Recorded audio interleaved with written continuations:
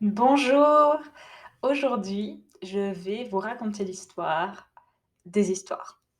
Pourquoi organiser un sommet sur le thème des histoires et qu'est-ce que cela veut dire, histoire créatrice? À vrai dire, quand j'ai eu l'idée du nom, le nom m'est venu comme ça. Donc je n'ai pas beaucoup réfléchi et ça peut être un nom, qui peut sembler un peu vague, mais en fait, il a beaucoup de sens. Mais il est vraiment venu comme ça. Et je vous ai raconté dans la première vidéo, l'histoire de ce sommet, donc qui est né dans le cadre d'une formation en storytelling sur le thème des histoires. Et donc le thème des histoires s'est vraiment imposé comme fil rouge qui permettait à toutes les intervenantes, de faire sens ensemble. C'était, le fil rouge qui nous reliait, c'est ce qu'on avait en commun, puisqu'on s'était pour la plupart rencontrés dans cette formation. Donc voilà, le thème des histoires s'est un peu imposé de lui-même. Mais au-delà de ça, même avant ce sommet, les histoires étaient un thème très important pour moi et que j'ai envie d'explorer de plus en plus et d'intégrer de plus en plus à mes activités. Parce que, les histoires, ça me nourrit depuis, toujours. C'est vraiment un fil rouge, de toute ma vie. Donc, depuis que j'ai su même avant que je sache lire, on me racontait des histoires. J'ai des souvenirs, les premiers souvenirs que j'ai, c'était avec ma grand-mère quand j'étais petite qui me racontait des histoires. Donc c'était vraiment, arrivé très tôt dans ma vie. Dès que j'ai su écrire et dessiner, j'ai commencé à écrire et à illustrer des histoires. Je passais ma vie dans les livres, à inventer des histoires, à faire des spectacles pour ma famille, donc enfin à raconter des histoires de plein de façons différentes et à vivre dans le monde des histoires parce que j'étais, très timide, très introvertie. Je suis encore très introvertie, un peu moins timide, mais bon, j'aime beaucoup passer du temps dans des univers imaginaires et j'ai passé beaucoup de temps dans ces univers, dans ma vie et ouais, les histoires, c'était, une grande partie de ma vie et j'avais plein d'idées d'histoires qui venaient, que j'avais envie de raconter, l'écriture, le dessin, le spectacle. Puis, ouais, quand j'étais adolescente, et j'ai vécu il y avait des moments pas faciles et les histoires, c'était aussi un refuge, en fait. Oui, c'était un peu des amis imaginaires comme ça. Donc c'était de elle m'inspirait, elle me guidait, c'était, des refuges et en grandissant, j'ai continué à adorer, lire des histoires, écrire, raconter des histoires et aussi, écouter les histoires des gens. J'adore, j'adore écouter les histoires des gens. Ouais, j'ai, mon cœur qui s'ouvre, quand quand une personne, me fait assez confiance pour me livrer, des facettes de sa vie qui sont importantes pour elle. Hem, donc ça a été un fil rouge aussi dans mes choix professionnels parce que quand j'étais, petite, je voulais être, égyptologue. Ça a duré longtemps. Quand j'étais petite, donc à l'école, primaire, je voulais être égyptologue. Je lisais tout ce qu'il y avait sur l'Égypte et donc c'était l'histoire avec un grand H, hein, la grande histoire qui m'intéressait et j'étais toujours émue, quand j'allais dans les musées. Mon grand-père m'emmenait dans des musées sur l'Égypte et j'ai de voir tous ces objets que les perso les des vrais gens avaient utilisés pour moi, l'histoire, c'était vraiment un moyen d'entrer dans l'intimité, d'entrer dans l'émotion, la vie de comprendre la vie des gens. Puis en grandissant, ça s'est élargi. J'ai voulu être archéologue et puis, étudier les langues.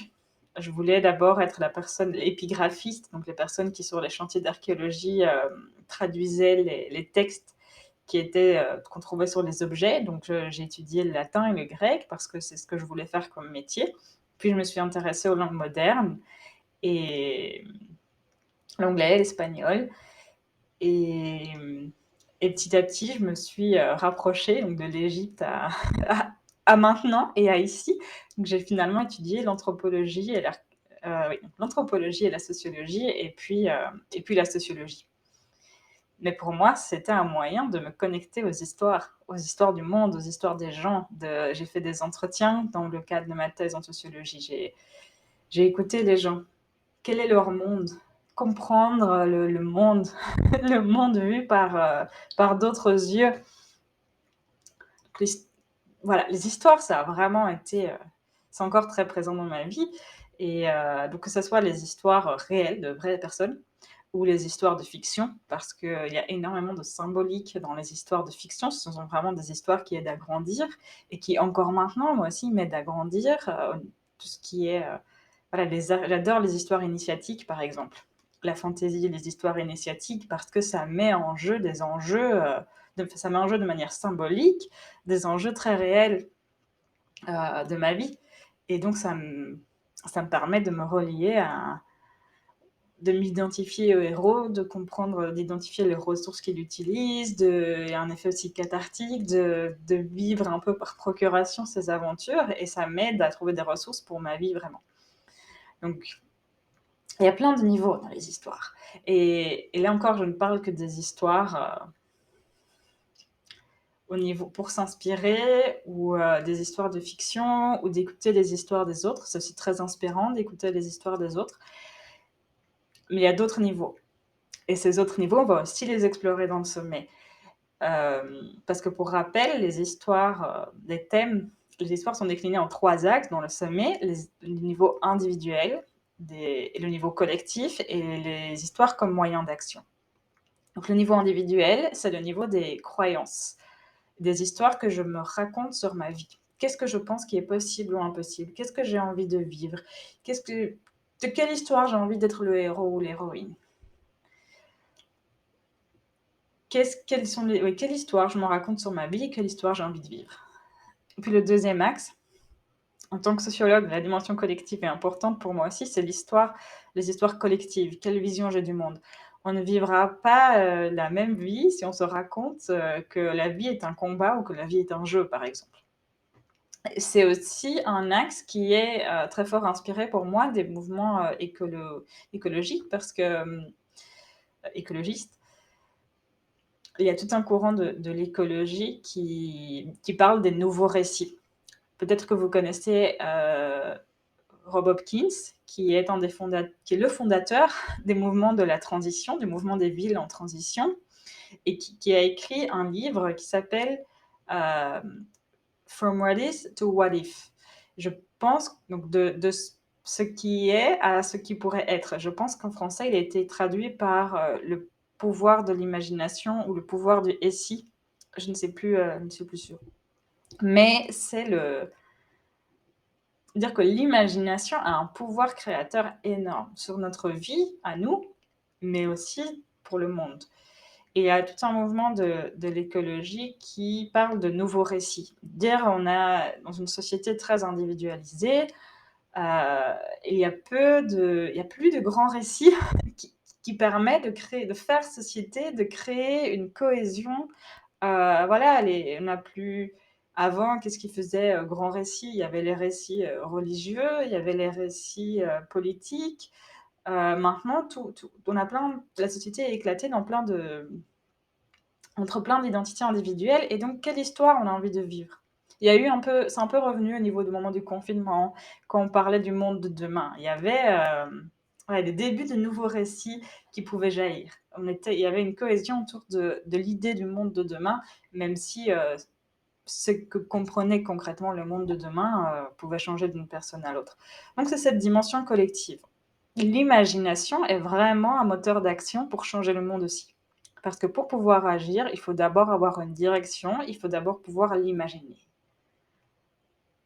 Rêver une histoire, c'est la première étape pour la créer. Et pour la créer, troisième axe, des histoires comme moyen d'action, ce sont s'inspirer. Rien que écouter les parcours des gens, je me dis j'adore écouter les histoires des gens, c'est très émouvant et très inspirant. Ça permet d'ouvrir des possibles, de s'ouvrir à d'autres réalités, de s'inspirer, de sentir quand il y a une émotion en écoutant quelqu'un, c'est qu'il y a quelque chose qui résonne en soi, quelque chose qui est important pour soi. Et, et les histoires comme moyen d'action, donc raconter des histoires. Comment est-ce que je peux ouvrir l'imagination, susciter l'imagination? Comment est-ce que je peux transmettre des messages? Comment est-ce que je peux utiliser vraiment le pouvoir des histoires pour créer du changement dans la vie des gens ou dans le monde?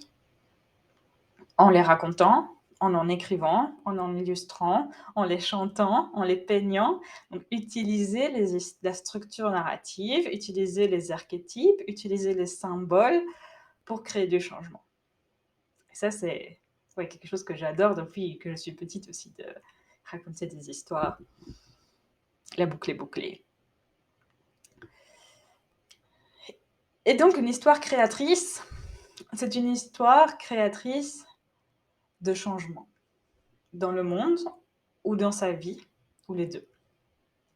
Parce qu'on va aussi en parler dans le sommet, quand on se transforme, on contribue à transformer le monde. Il y a vraiment les deux niveaux, individuel et collectif.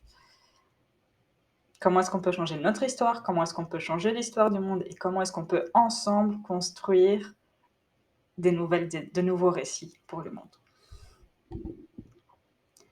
Donc une histoire, le sommet des histoires créatrices. Créatrices d'inspiration, créatrices de changement, créatrices d'émotions. Des histoires qui mettent des choses en mouvement à l'intérieur et à l'extérieur de nous.